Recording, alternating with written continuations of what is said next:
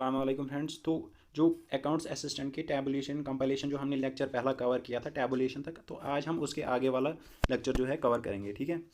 तो हमने पहले उसमें बताया था कि क्लासिफिकेशन क्या होती है, क्लासिफिकेशन को कैसे करते हैं, क्लासिफिकेशन के रूल्स क्या है। ठीक है। क्लासिफिकेशन के ऑब्जेक्टिव्स, इंपॉर्टेंस क्या है। फिर हम टैबुलेशन पे आ गए थे। हमने टैबुलेशन के ऑब्जेक्टिव्स देखे थे, टैबुलेशन की इंपॉर्टेंस देखी थी, और टैबुलेशन का एक एक जनरल टेबल देखी थी, उसकी स्ट्रक्चर क्या है, उसके पार्ट्स क्या है, पार्ट्स को डिफाइन किया था हमने। फिर हमने एग्जाम्पल्स के तौर पे दो टेबल आपको दिखाई थी, उसके बेस पे हमने टैबुलेशन करना सिखाया था। ठीक है। तो अब हम दूसरा पार्ट इसका कवर करेंगे जो है फ्रीक्वेंसी डिस्ट्रीब्यूशन। ठीक है। अब फ्रीक्वेंसी डिस्ट्रीब्यूशन क्या होता है कि ये डिस्प्ले करता है frequency of various outcomes in A sample. ठीक है। एक सैम्पल में कौन जो चीज़ें हैं, जो सब एंट्रीज है, उनकी क्या फ्रीक्वेंसी है। ठीक है। वो कितने बार रिपीट हो रहे हैं। फॉर एग्जांपल एक है, फॉर एग्जांपल हमने एक पॉपुलेशन का on the base of height census किया। ठीक है। अब हमें पता चला कि इतनी पॉपुलेशन का मतलब 10 से 12 ईयर्स के बीच वाली पॉपुलेशन का ग्रे हेयर है। तो हम फ्रीक्वेंसी लिख देंगे, मतलब कितने लोगों का ग्रे हेयर है। फॉर एग्जाम्पल हमारा 10 लोगों का हुआ तो उसकी फ्रीक्वेंसी कितनी होगी। फॉर हाँ, ग्रे हेयर लिखेंगे, आगे लिखेंगे 10। इसका मतलब ग्रे हेयर है कितने लोगों का, 10। तो फ्रीक्वेंसी क्या करती है, डिस्प्ले आउटकम कितने बार रिपीट हो रहा है, इसको कहते हैं फ्रीक्वेंसी। ये फ्रीक्वेंसी डिस्प्ले करती है। ठीक है। अब क्रॉक्स एंड कॉर्डन दो मैथमेटिशियंस थे, तो उन्हें क्या कहा कि frequency distribution is a statistical table. Frequency distribution एक स्टैटिस्टिकल टेबल होती है जो शो करती है distinctive values in order of magnitude, इधर इंडिविजुअली और in groups with their corresponding frequencies. ठीक है। तो क्रॉक्स एंड क्रॉडन ने क्या कहा, इंपॉर्टेंट है ये याद रखिएगा, कि उन्होंने कहा था कि फ्रीक्वेंसी डिस्ट्रीब्यूशन एक स्टैटिस्टिकल टेबल होती है जो डिस्टिंक्टिव वैल्यूज को शो करती है on the base of their magnitude. ठीक है। या हम फिर उनको जो डिस्टिंक्ट वैल्यूज या तो वो शो होंगे इंडिविजुअली या ग्रुप्स में शो होंगे। ठीक है। विद देयर कॉरस्पॉन्डिंग फ्रीक्वेंसीज, उनके आगे लिखी होंगी कि उनकी फ्रीक्वेंसीज क्या है। ठीक है। तो सिंपली अगर हम ये कहें कि फ्रीक्वेंसी डिस्ट्रीब्यूशन क्या होती है, एक टेबल होती है जो शो करती है कि कौन सा मैग्नीट्यूड, कौन सी वैल्यू कितनी बार रिपीट हुई है, और वो रिपीटिशन वाली वैल्यू उसके सामने शो होती है। ठीक है। तो ये है फ्रीक्वेंसी डिस्ट्रीब्यूशन। अब हम एक क्या करेंगे, फ्रीक्वेंसी डिस्ट्रीब्यूशन मैंने कहा था एक टेबल है, फ्रीक्वेंसी डिस्ट्रीब्यूशन वाली टेबल को समझते हैं। मान लो हमारे पास क्लास इंटरवल जो है 72, ये हमारा क्लास इंटरवल है, ये क्लास बाउंड्री है। अब आप फ्रीक्वेंसी को समझिए, यहाँ पे क्लास इंटरवल, क्लास बाउंड्री वगैरह बाद में समझते हैं। ठीक है। मान लो हमारे पास ये 72 74 वाला जो है, फॉर एग्जाम्पल हमारे पास ये लेंथ है 72 74, और मान लो हमारे पास लॉग्स है। ठीक है। तो 72 74 में कितने लॉग्स आते हैं, 8। ठीक है। 8 लॉग्स की, 8 मतलब वुड्स के लॉग्स की। ठीक है। वुड्स लॉग्स की जो लेंथ जो 70 से 74 के बीच में लाई करती है। ठीक है। उनकी फ्रीक्वेंसी कितनी है, 8 है। 75 से 79 की फ्रीक्वेंसी कितनी है, 8 है। तो 100 से 104 की फ्रीक्वेंसी कितनी है, 4 है। तो फ्रीक्वेंसी समझ में आया, मतलब हमारा एक सर्टन की कितने बार रिपीट हो रहा है। ठीक है। तो वो फ्रीक्वेंसी हो गई इसकी। अब फ्रीक्वेंसी डिस्ट्रीब्यूशन टेबल को कंस्ट्रक्ट कैसे करते हैं, बहुत सारे क्राइटेरियाज है इसको कंस्ट्रक्ट करने के। ठीक है। जब हम फ्रीक्वेंसी डिस्ट्रीब्यूशन टेबल एक बनाएंगे तो हमें याद रखना है नंबर ऑफ क्लास इंटरवल्स, कि हम मतलब क्लास इंटरवल जो हमने इसमें कहा था कि हम क्लास इंटरवल कितने रखे। फॉर एग्जांपल हमारे पास 104 थे, 70 से 104 थे, तो हमने 70 से 74, 75 से 70, मतलब चार का एक इंटरवल बना लिया। ठीक है। तो अब हमें मतलब एक स्पेसिफिक, अगर हमें फ्रीक्वेंसी डिस्ट्रीब्यूशन टेबल बनानी है तो हमें बनाना होता है नंबर ऑफ क्लास इंटरवल्स हमें एक डेफिनेट रखना चाहिए। क्योंकि अगर हमने क्लास इंटरवल्स कम रख लिए एक टेबल में, तो क्या हुआ, जो हमारा डाटा होगा वो फ्रेगमेंटेड बनेगा, उसमें फ्रेगमेंटेड पीसेज होंगे। ठीक है। अब अगर ज़्यादा क्लास इंटरवल्स रख लिए, ठीक है, अब क्लास इंटरवल्स अगर ज़्यादा रख लिए तो फ्रेगमेंटेड बन जाएगा।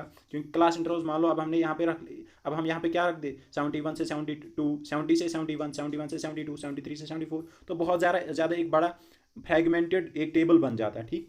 अब हम अगर क्या करते हैं कि बहुत ज़्यादा मतलब क्लास इंटरवल बहुत ज़्यादा कम रखते, क्लास इंटरवल कम रखने का क्या मतलब है, 30 का रखते, 70 टू 100 एक क्लास इंटरवल है, 30 का नहीं रखते, 20 का रखते। ठीक है। 15 का रखते हैं। ठीक है। 15 का रखने के बाद 70 टू 85 का एक इंटरवल होता, 85 टू किसका, 85 टू 100 दूसरा क्लास इंटरवल होता। तो 16 का रखते, हाँ 17 का रखते, तो दो ही क्लास इंटरवल आते, तो इसका मतलब डाटा जो बनता है वो कंसनट्रेटेड बनता है। ठीक।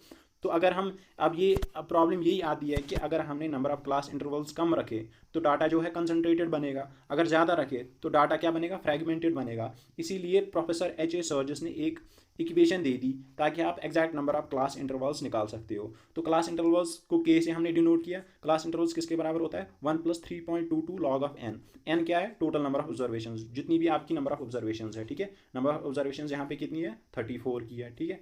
तो नंबर ऑफ ऑब्जर्वेशन कितनी है उसका लॉग करना है, मल्टीप्लाई करना है 3.22 से और 1 का एडिशन करना है, तो आपका नंबर ऑफ क्लासेस निकल जाएगा, ठीक है।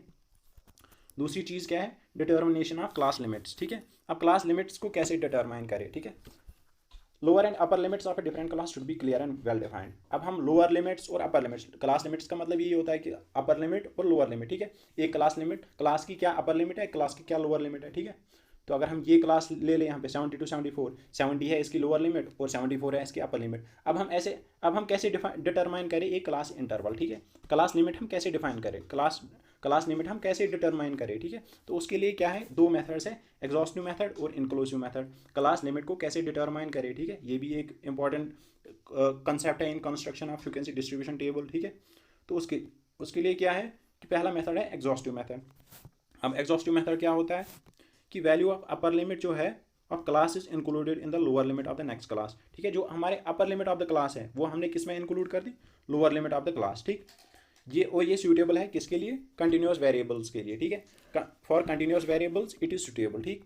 तो अब एग्जॉस्टिव मेथड होता क्या है कि हमने अपर लिमिट ऑफ क्लास जो है लोअर, जो हमारा नेक्स्ट इंटरवल होगा उसके लोअर लिमिट में हमने अपर लिमिट ऑफ पहली क्लास में हमने उसको इंक्लूड किया। फॉर एग्जांपल हमारे पास 10 से 20 हमने एक क्लास बना ली, ठीक है, ठीक। तो और दूसरी क्लास बना ली हमने 20 से 30, समझ में आया। इसकी जो अपर लिमिट है ये किस में हो रही है, दूसरे क्लास के लोअर लिमिट में वो इंक्लूड हो रही है, ठीक है। तो ये है पहला एग्जॉस्टिव मेथड। तो ये हमें याद रखना है, ये कंटिन्यूस वेरिएबल्स के लिए ही सूटेबल है। कंटिन्यूस मतलब जिसमें फ्रैक्शंस ना आए हो, ठीक है। अब दूसरा मेथड क्या है इंक्लूसिव मेथड। इंक्लूसिव मेथड क्या होता है कि अपर limit of class interval is included in class itself. जो फॉर एग्जांपल हमने 10 से 19 लिख दिया, ठीक है, फिर 20 से 29 लिख दिया, फिर हम लिखेंगे 30 से 39, ठीक है। तो हमने इसका मतलब जो इसकी अपर लिमिट है वो इस क्लास में ही इंक्लूडेड है, दूसरे की अपर लिमिट उसी क्लास में इंक्लूडेड है, दूसरी क्लास की लोअर लिमिट में वो इंक्लूड नहीं हुई है, जैसे हमने पहले में कहा था, ठीक है। तो ये क्या यूज़ होती है डिस्क्रीट वेरिएबल्स में, ठीक है। तो अगर आपके पास डिस्क्रीट वेरिएबल्स हैं तो आप इंक्लूसिव मेथड यूज़ करोगे, और अगर आपके पास कंटिन्यूस वेरिएबल्स हैं तो आप एग्जॉस्टिव मेथड यूज़ करोगे क्लास लिमिट के लिए, ठीक। अब क्या है तीसरा, अब हमें रेंज ऑफ डाटा फाइंड करना है। रेंज कैसे पता करेंगे, मैक्सिमम डाटा वैल्यू अपन मिनिमम डाटा वैल्यू, इन दोनों की क्या डिफरेंस क्या है इन दोनों में, तो हमें रेंज पता चलेगी। तो उसके हिसाब से हम जो है क्लास इंटरवल्स के बीच का भी रेंज हम रख सकते हैं, ठीक। अब हमें विड्थ को डिफाइन करना है, विड्थ को डिसाइड करना है, ठीक है। विड्थ क्या होती है, range upper number of classes. H means width, width का क्या है, हमने रेंज निकाल दिया मैक्सिमम अपर लिमिट अपन लोअर लिमिट, ठीक है। रेंज हमने यहाँ से निकाल दिया मैक्सिमम डाटा वैल्यू अपन मिनिमम डाटा वैल्यू, और उसको नंबर ऑफ क्लासेस से डिफाइन कर दिया। नंबर ऑफ क्लासेस हमने यहाँ निकाले, नंबर ऑफ क्लासेस हमने यहाँ से निकाले, तो दोनों का जब डिवीजन करेंगे तो हमारी क्या आएगी, हमारा क्लास विड्थ और हमारी विड्थ मतलब विड्थ निकल आएगी किसकी, क्लास की, ठीक है। अब हमें क्या याद रखना है, नोट क्या याद रखना है, जो क्लास इंटरवल है या जिसको हम मैग्नीट्यूड भी कहते हैं, और क्लास विड्थ हर क्लास की सेम ही होती है, ठीक है। क्लास इंटरवल या मैग्नीट्यूड ऑफ क्लास, ठीक है। मान लो क्लास इंटरवल 10 से 20 है तो मैग्नीट्यूड कितना होगा 10 उसका, इसका मतलब क्लास इंटरवल भी कितना हुआ 10, और क्लास विड्थ भी कितनी हुई 10, समझ में आया। क्लास मतलब दो लिमिट्स के बीच में कितनी विड्थ है तो 10 ही है, और मैग्नीट्यूड कितना है, क्लास इंटरवल कितना है 10 ही है। तो सारी क्लासेस के लिए क्लास इंटरवल और क्लास विड्थ सेम ही होता है, ठीक। दूसरा क्या है फ्रीक्वेंसी डिस्ट्रीब्यूशन को तब हम कहेंगे सिक्योर्ड है, सिक्योर्ड फ्रीक्वेंसी डिस्ट्रीब्यूशन टेबल, जब उसका मीन और मीडियन, ठीक है, सिग्निफिकेंटली डिफरेंट हो।